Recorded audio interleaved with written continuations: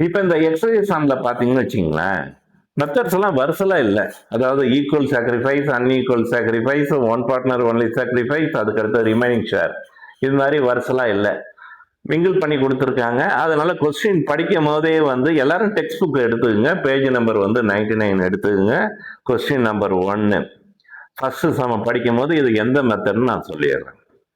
A and B were partners in a firm, sharing profit and losses in the ratio of 3:2. They admit C into the partnership with 1/6 share in the profit. ஏயும் பியும் partner கிடைக்கக்கூடிய லாபத்தை அவங்க எப்படி பிரிச்சு எடுத்துக்கிட்டாங்கன்னா 3:2 ரேஷியோல பிரிச்சு எடுத்துக்கிட்டாங்க. அவங்க வந்து புதுசா யாரை சேர்த்துக்க போறாங்கன்னா சி என்பவரை வந்து பார்ட்னரா சேர்த்துக்க போறாங்க. அவருக்கு வந்து கிடைக்கக்கூடிய லாப பங்கு எவ்வளவுன்னா 1/6 ஷேர் கொடுத்து அவரை சேர்த்துக்கிறாங்க. உடனே பாருங்க, calculate the new profit sharing ratio. அப்ப அந்த கொஸ்டினை படிச்சு பார்க்கும்போது ரொம்ப சிம்பிளா இருக்கு. ஏனுடைய ஓல்டு ப்ராஃபிட் ஷேரிங் ரேஷியோ கொடுத்துருக்கான், அதே மாதிரி சியினுடைய ப்ராஃபிட் ஷேரிங் கொடுத்துருக்கான்.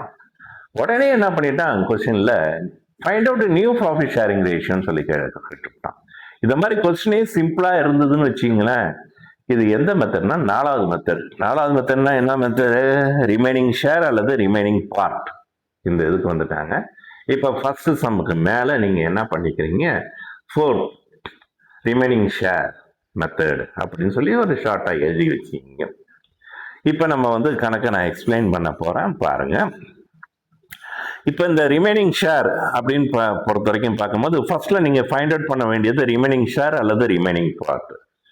இது எப்படி கண்டுபிடிக்கணும்னா 1 மைனஸ் நியூ பார்ட்னர் ஷேர் அல்லது நியூ பார்ட்னர் ரேஷியோ. இப்போ நியூ பார்ட்னருக்கு பொறுத்த வரைக்கும் நம்ம எவ்வளவு கொடுக்குறோம்னா 1/6 கொடுக்குறோம் இந்த சம்மை பொறுத்த வரைக்கும். அப்போ 1 மைனஸ் 1/6. இப்போ மைனஸ் பண்ணி போட்டீங்கன்னா எவ்வளவு அமௌண்ட் வருதுன்னா 5/6. இது எப்படி வந்ததுன்னா இந்த 6 வந்து இந்த 1ல மல்டிபிள் பண்ணுங்க. 1 into 6 6. 6 minus 1 என்ன வருது? 5/6. இதுதான் வந்து ரூலா சொல்லி கொடுக்கணும். ஆனா நம்ம பசங்களுக்கு பொறுத்த வரைக்கும் ரொம்ப ஷார்ட்டா சொல்லி கொடுக்கணும் அப்படின்னு பாத்தீங்கன்னா இந்த மெத்தடுக்கு மட்டும்தான் இதை யூஸ் பண்ணுங்க.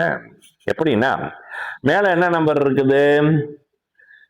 நியூ பார்ட்னருக்கு 1 இருக்கு, கீழே என்ன நம்பர் இருக்கு? 6 இருக்கு. அப்ப இந்த 6ல 1 போச்சுன்னா ரிமைனிங் எவ்வளவு? 5 இருக்கு. அப்போ 5/6 இப்படி போட்டுங்க. சார் 2 இருந்தா என்ன சார் பண்றது? அப்ப 2 இருந்ததுன்னு வச்சு 2 இருந்ததுன்னு வச்சீங்களா, 6ல 2 போச்சுன்னா மீதம் எத்தனை இருக்கு? 4. அப்போ 4/6. வேற ஒண்ணும் கிடையாது. இதுக்கு மட்டும் தான் அப்ளிகபிளா வச்சுக்கிங்க. அப்ப நீங்க ஃபைண்ட் அவுட் பண்ணது ஃபர்ஸ்ட் வந்து ஏ வந்து ரிமைனிங் பார்ட் அல்லது ரிமைனிங் ஷேர். அடுத்தது be new profit sharing ratio வரீங்க. இதுக்கு ஃபார்முலா என்னன்னா old share into remaining part அல்லது ரிமைனிங் ஷேர். ஓல்டு ஷேர்னா யாருன்னா ஏக்கு பொறுத்த வரைக்கும் ஓல்டு ஷேர் 3:2. அப்ப 3/5 இன்டூ ரிமைனிங் ஷேர் எவ்வளவு? 5/6. அப்ப மல்டிபிள் பண்ணுங்க. மேல உள்ள நம்பர் மல்டிபிள் பண்ணுங்க 15. கீழே உள்ள நம்பர் மல்டிபிள் பண்ணுங்க 30. சிம்பிளிஃபை பண்ணி கூட போடலாம். அதாவது வந்து 3/6 கூட போடலாம். வேண்டாம், அதெல்லாம் ஒன்றும் செய்ய வேண்டாம். நீங்க வந்ததை வச்சு போடுங்க, கணக்கு போடுங்க. அதே மாதிரி பிக்கு பொறுத்த வரைக்கும் 2/5 இன்டூ 5/6. அப்ப மல்டிபிள் பண்ணி போடும் போது 10/30.